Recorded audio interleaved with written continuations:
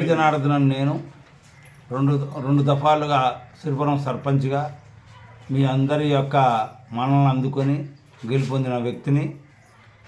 మరి మన గ్రామంలో కాంగ్రెస్ పార్టీని కూడా స్థాపించి మరి 55% కాంగ్రెస్ పార్టీగా మలిచినటువంటి వ్యక్తిని, సుపరిచితుడిని. మిగిలిన 45% నేను ఈసారి మొన్న మంత్రి ఉత్తమ్ కుమార్ రెడ్డి గారి ఆదేశాల మేరకు మేము మిగతా 45% కూడా కాంగ్రెస్ పార్టీగా మార్చి 100% మరి కాంగ్రెస్ పార్టీగా మార్చడం జరిగింది. పరిణామ క్రమంలో ఈ గ్రామం జనరల్ కోటా కింద రావడం జరిగింది. జనరల్ అభ్యర్థిగా ఒక్కరే మన సీనియర్ నాయకులు వెంపటరామారావు గారు ఉన్నందున వారిని మేము మనస్పూర్వకంగా ఆహ్వానించి వారిని గ్రామ పంచాయతీ సర్పంచ్గా నిలబెట్టడం జరిగింది. వారి యొక్క కార్యక్రమాలన్నీ మీకు తెలుసు, లోగడనటువంటి కార్యక్రమాలన్నీ కూడా తెలుసు. ముందు కూడా చేయబోయే కార్యక్రమాలు కూడా మరి మీకు తెలియజేయడం జరిగింది. దాంట్లో భాగంగానే మరి నలువైపుల water tank, filter water plants కూడా ఎమ్మటే ఏర్పాటు చేసి జనవరి 1వ తారీఖు నూతన సంవత్సరంలో 26 జనవరి నూతన సంవత్సరంలో శంకుస్థాపన కార్యక్రమం జరుగుతుంది. మరి తర్వాత ముఖ్యమైనటువంటి కార్యక్రమాలు కూడా పెండింగ్లో ఉన్నటువంటి Srirangapuram to Siripuram to Eshwaramadharam BT road కూడా మంత్రివర్యులు మరి ఉత్తమ్ కుమార్ రెడ్డి గారి ద్వారా కూడా మేము తీసుకురాగలుగుతాం.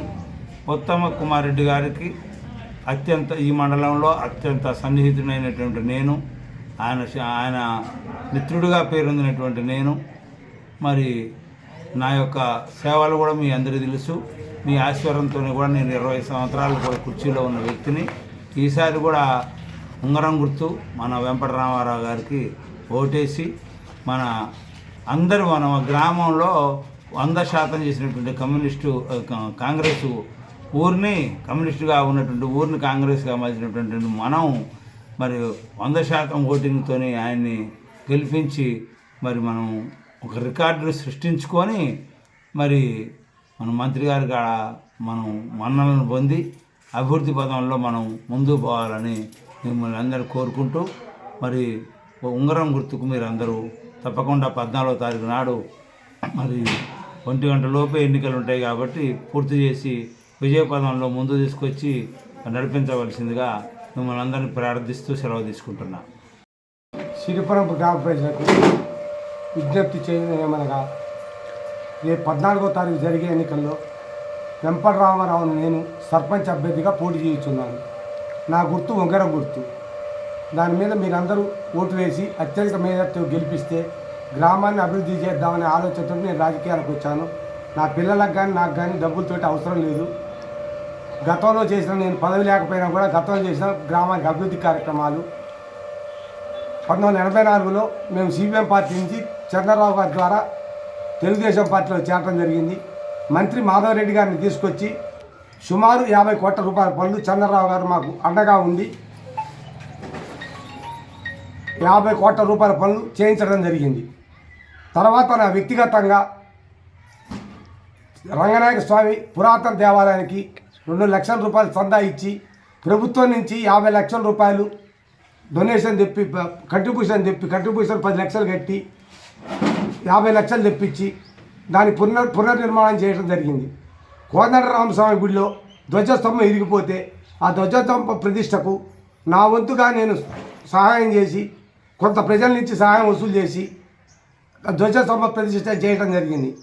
ఎక్కడో ఉన్న ఆంజనేయ స్వామి గుడి, పొలాల్లో ఉన్న ఆంజనేయ స్వామి గుడి శివాలయం కాలువ పక్కకు తీసుకొచ్చి దేవాలయాలు కట్టించి వాటికి పునర్నిర్మాణం చేయడం జరిగింది. ఇవాళ మంచిగా పూజలు జరుగుతున్నాయి. అక్కడ పోతే సిరిపురం గ్రామంలో హై స్కూల్లో 10th క్లాస్ పిల్లలకు చదువుకోవటానికి గది లేకుండా ఉన్నది. టీచర్లు అందరూ వచ్చి నా దగ్గరికి వచ్చారు, ఉపాధ్యాయులు మొత్తం కూడా నా దగ్గరికి వస్తే నేను చెప్పిన కదా, ఊళ్ళో పోయి మీరు అడగండి, ఎంత ఇస్తే అంత తీసుకోండి, తక్కువైంది నేను ఇస్తా అని చెప్పిన. 3 రోజులు ఊళ్ళో తిరిగిరు వాళ్ళు.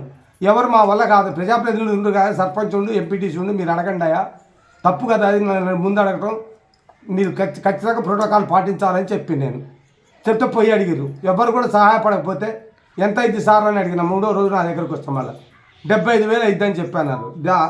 60,000 అయిద్ది అన్నారు. దాని లాస్ట్ చేస్తే 75,000 వచ్చింది. 75,000 ఇచ్చి అది నిర్మాణం చేస్తే 10th క్లాస్ పిల్లలు ఈరోజు ఆ గదిలో కూర్చొని చదువుకుంటారు. హరిజనవాడ పాఠశాలని నేను, నా స్నేహితుడైన జనార్దను, మేము మాకు తెలిసిన వ్యక్తులతో అయితే మేమైతే ఇవాళ ఒక కార్పొరేట్ స్కూల్ లెక్క తయారు చేసినాం. ఆ పిల్లలకు మినరల్ వాటర్ సదుపాయం కూడా కల్పించినాం. భవిష్యత్తులో మేము చేస్తే కొంతనే చేయగలుగుతాం. అదే ప్రభుత్వ సహకారం ఉంటే నేను చేస్తే 10 లక్షలు 20 లక్షలు సహాయం చేస్తా, గ్రామాన్ని డెవలప్ చేస్తా. అదే ప్రభుత్వ సహకారం ఉండి ఎమ్మెల్యే గారి మంత్రికి సహకారం ఉంటే నన్ను సర్పంచ్గా ఎన్నిక చేసుకొని ఉంగరం గుర్తు మీద ఓటేసి భారీ మెజార్టీతో గెలిపిస్తే ఉత్తమ్ పద్మావతి రెడ్డి గారిని తీసుకొచ్చి ఇక్కడికి మంత్రి గారిని తీసుకొచ్చి ప్రమాణ స్వీకరించి అదే స్టేజ్ మీద సిరిపురం కావాల్సిన వసతులు ఇక్కడ ఉన్నది మొత్తం బీసీలు, ఎస్సీలు, ఎస్టీలు, ఉన్నత కులాలు లేవు ఇక్కడ. అందువల్ల ఎక్కువ నిధుల్ని నేను రాబట్టడానికి వీలు పడుతుంది. దానికోసం ఉంగరం గుర్తుని అత్యధికులు ఓటేసి ఇక్కడ మన నియోజకవర్గంలో ఎవరికి రాని మెజార్టీతో గెలిపిస్తే నేను అనుకున్న పనులు మీకు చేసి పెట్టే అవకాశం నాకు దొరుకుతుంది. అందువల్ల దయచేసి నాకు ఉంగరం గుర్తు మీద ఓటేసి నన్ను అత్యధిక మెజార్టీతో గెలిపించమని ప్రార్థిస్తున్నాను.